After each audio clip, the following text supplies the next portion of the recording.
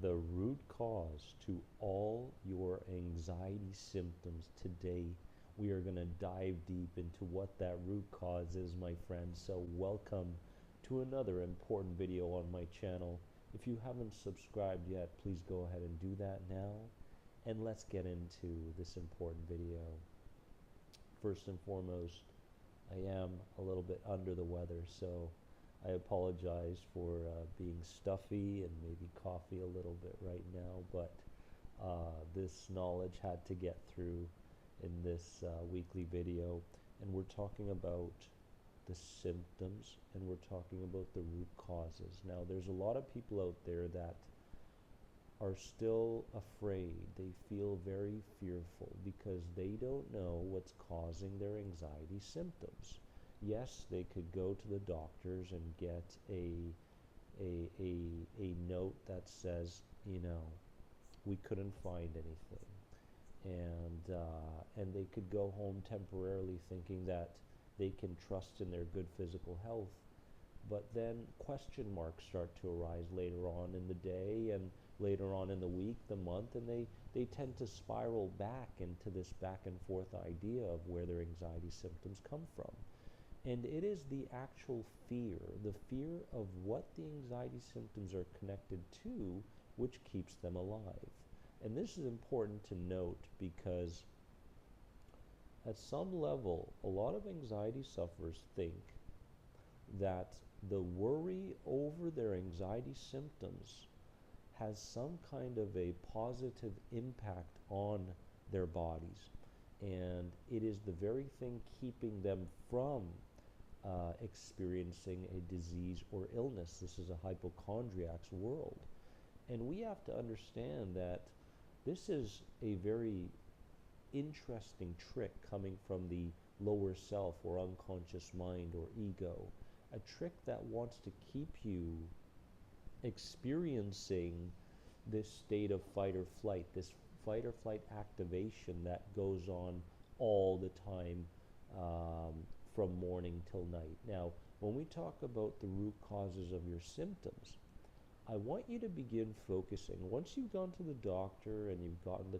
clean state, and everything checks out fine, I want you to begin putting everything under one umbrella, and that umbrella is perceived danger. Perceived danger. And when we think about perceived danger, we're not thinking about perceived danger in the way of consciously looking around and recognizing what is and what isn't a danger to you, physically, socially, financially, whatever it is. When I talk about perceived danger, I'm talking about the part of you that likes to automate everything, the part of you that is related to your core beliefs, the part of you known as your subconscious mind and body. And this part of you is perceiving the threat, is perceiving the danger. What you need to understand is that your conscious mind is the last to know anything. It is the least informed and the last to know. So the moment you get the idea that something is dangerous or threatening, prior to that happening, there's all sorts of actions that are taking place below the level of conscious awareness. So we can put these symptoms under the umbrella of perceived threat. Now, if a person goes about their life confirming threats, knowingly and unknowingly, the unconscious mind or subconscious mind will begin to interpret everything as being a threat first, just in case. So you could wake up in the morning, look around your house, and immediately start to think that your spouse is threatening in some way. Oh, she's going to do that thing, or he's going to do that thing that just sets me off. So that is happening at an unconscious level. We are perceiving threats, therefore the symptoms are there front and center. Or you could wake up in the morning and immediately go to the fact that the day before you had all these symptoms. You were very symptomatic in the morning, and familiarity is safety. So because familiarity is safety to the subconscious mind, all of a sudden it wants to revert its focus and attention to what's been the most familiar in your life. So you again experience those symptoms. You go to the shower, and immediately, without your conscious awareness, the unconscious part of you starts to look at the water as being some kind of toxic substance. And all of a sudden, the water that's dripping off of your body is some kind of a threat. Now, this could be in your conscious awareness, or it cannot be. But you need to understand that this is ongoing all day long. So a lot of people that are coming to me saying, Dennis, I don't know the root cause of my symptoms. I've gotten everything checked out. Well, the root cause of your symptoms and much of your pain, if in fact you've gone to the doctor, gotten everything checked out, the pains, the lower backs, the neck pains, the shoulder pains, a lot of this comes down to perceived threat.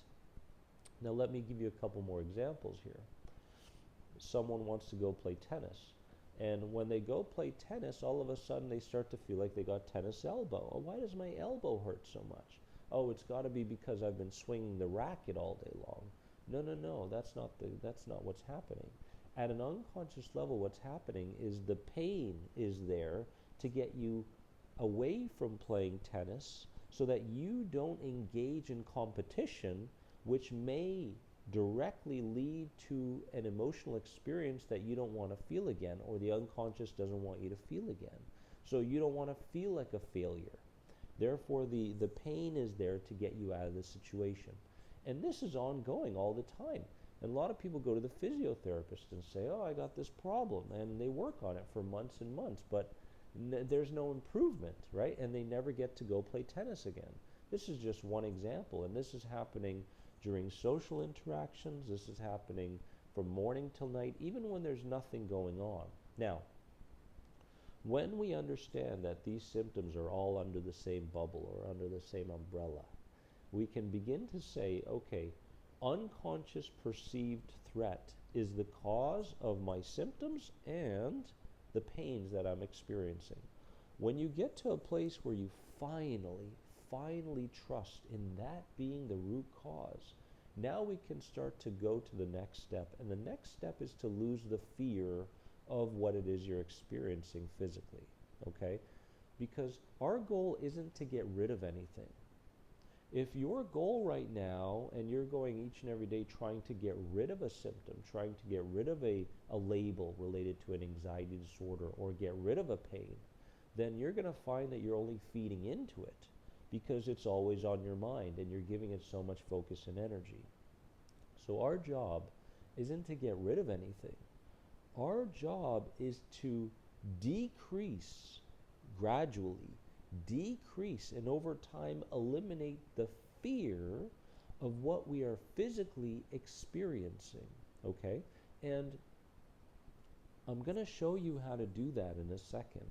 Right, we're going to focus on three very important parts to this video, and I'm really happy that I haven't coughed or anything yet, so this is really good. So perceived threat at an unconscious level is the cause of your symptoms and is the cause of your pain, and our job is to increasingly go about our lives feeling like we're no longer afraid of what we're physically experiencing, okay?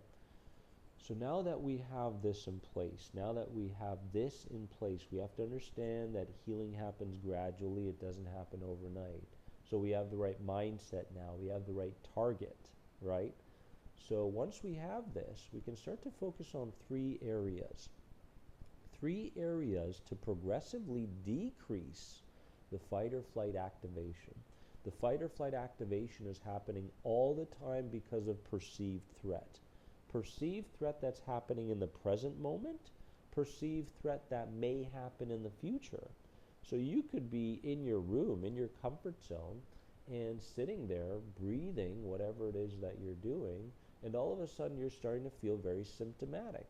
Well, that's not because of anything in the present. It's because of the potential that the unconscious mind sees of you putting yourself out there again, or doing something that's outside of its comfort zone, not your conscious mind's comfort zone, but your unconscious mind's comfort zone. So, what do we focus on here? We focus on lessening the fight or flight response, deactivating the fight or flight response gradually, right? Bringing safety back to the body. Now, bringing safety back to the body happens during times where you're not interacting with life out there.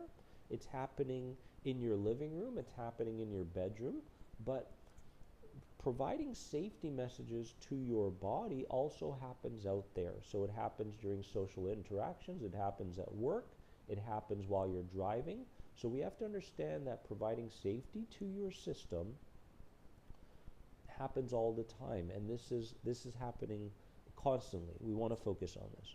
Now, first we focus on the mental. Okay, we're going to talk about these three aspects. First we focus on the mental.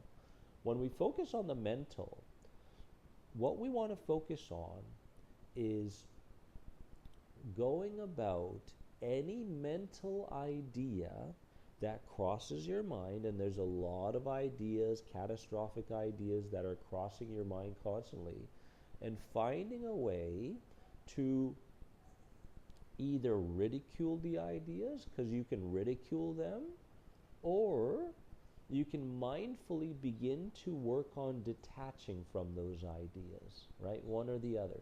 Now, the way we ridicule them is we think of the voice tone of Daffy Duck or Mickey Mouse or Minnie Mouse or Goofy, some character that you can't take very seriously, right? And I want you to begin to think about the idea from the voice tone of those characters. So Daffy Duck is going, throwing a tantrum, saying, oh my God, these symptoms are life-threatening. And you're hearing it in the voice tone of Daffy Duck. Now again, what is our goal?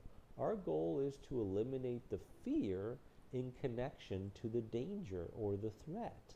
That way we deactivate the fight or flight response slowly and gradually. So as we mentioned in the mental category, what I want you to start doing is to start ridiculing the idea. Number two, detaching from it.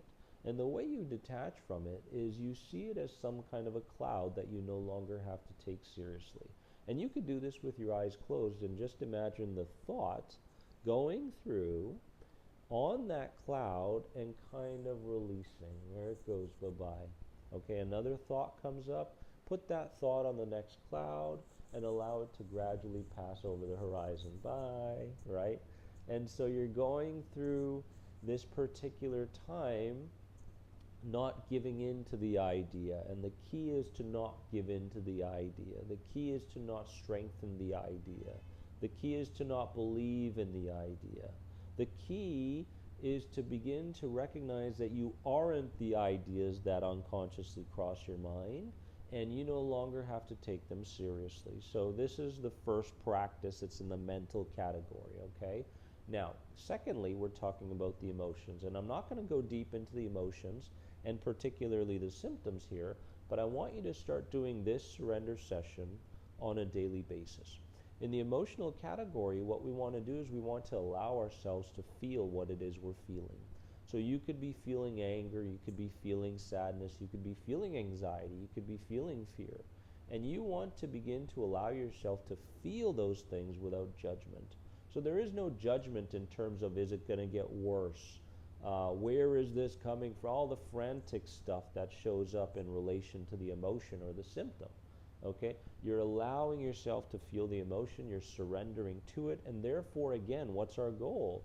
Is to decrease the fear in connection to this fight or flight activation that's happening on an ongoing basis. Okay? So we're talking about the mental, we're talking about the emotional, we're talking about the physical. And when we talk about the physical, I want you to begin focusing on low and slow. You're going to go about your breathing in a way where you're focused on diaphragmatic breathing coming from your stomach area in a slow manner. And this is not complicated. All you have to do is just focus, mindfully focus. You're breathing through your nose, inhaling deeply and exhaling deeply, and you feel like it's coming from your stomach area and not your chest. You want to do this all day long, and this is a very important safety message to your nervous system, okay?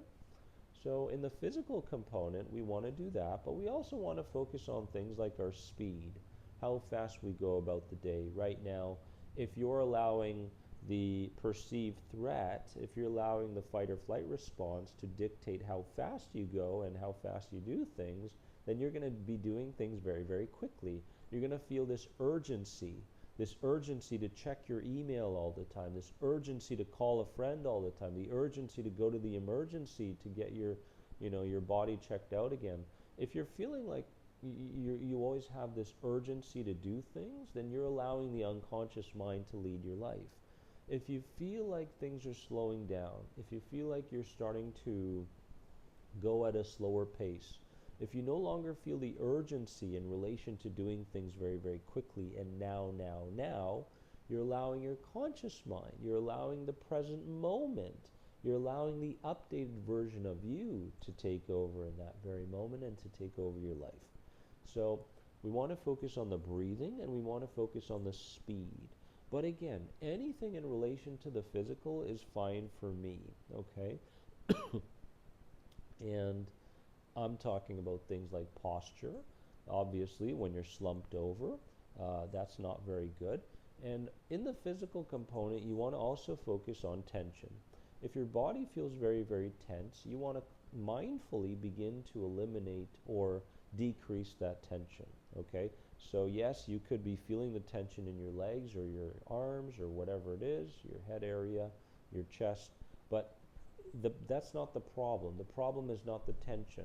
The goal and the target is to begin to mindfully decrease the tension. So, oh, I've got the tension in my legs. Okay, I'm just going to practice. This is all practice. I'm going to practice letting go of the tension in my legs.